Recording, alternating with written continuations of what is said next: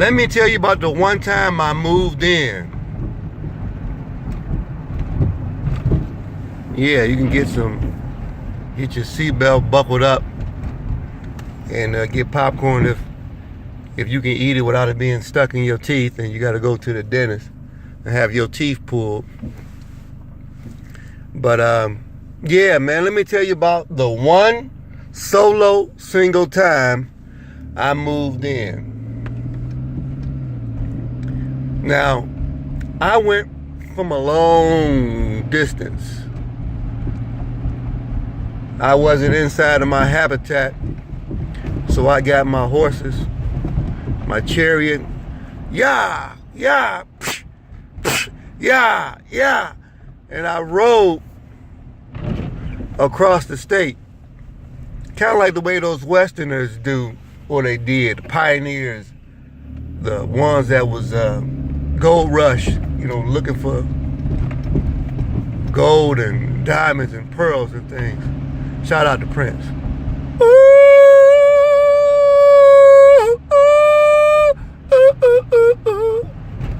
Baby. All right. Oh man, I got chronic smoke every time I do that. But yeah, man, I packed up the 2 or 3 shirts that I own, the 1 or 2 pair of holy pants that I got, and I headed off to the promised land. She wanted me to move in. I was so honored. I probably was smiling so much en route that I probably cut my jaws. I'm moving in. I was excited. Even though the spot that I was moving into was a death trap. And this time, not from a psychological thing, no, physically, it was a small thing that seemed like it was a little bit bigger than a cubicle. But I learned and I understood the reason why I was invited to move in is because of fear. It wasn't because of love, it was because of fear. Because there was a warrior or a axe murderer that stayed upstairs who was threatening the apartment complex with his guerrilla behavior and doing damaging work in a domestic violence situation with somebody who I'm sure he wasn't married to. I'm on my chariot and this horse, I'm riding out thinking that is love. But as you can see, this moving in thing is becoming an interesting topic, because I'm telling you now, as I look back and tell, this is not Aesop's fable, but this is Motell's truth.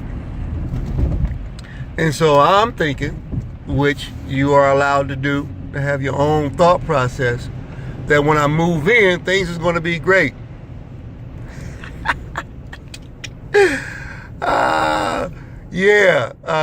Everything is funny now. Whenever you survive something, then and only then can you look back and laugh. But ain't nothing funny when you in it, right? It ain't funny then, and it ain't funny when you're going through it. But so I got there. Now here's where I made my first critical error, and my accountability laws started to develop. I was a young buck, so was she, and I went there without a job. Well, I thought it was love, right? I mean, it was an emergency. I was needed to be a superhero to save her from the barbaric behavior that was above. So in order to be a knight in shining armor, I had to go. I had to save her. So I moved in, and like I said, I laid my 2 pair of holy pants. I didn't even need a closet or nothing like that. Not that it was much space to do such a thing, but I just laid them kind of like in a corner somewhere and piled my 2 or 3 shirts on top of it. And I'm ready to go. So as we're living together, and the fact that I wasn't able to get employment as fast as I thought I would, but I did it faster than probably most people. Okay, let me say this to you, this number, and I'm gonna get ready to close this little segment off, but let me ask you this. How many people you know moved to a whole new city without no plan initially except love in their heart? And get a job or start working 3 months in? I think that's pretty good. Some people go years without getting no job. Some people go the whole time without no job. I went 3 months and then I had one. So this story will be continued.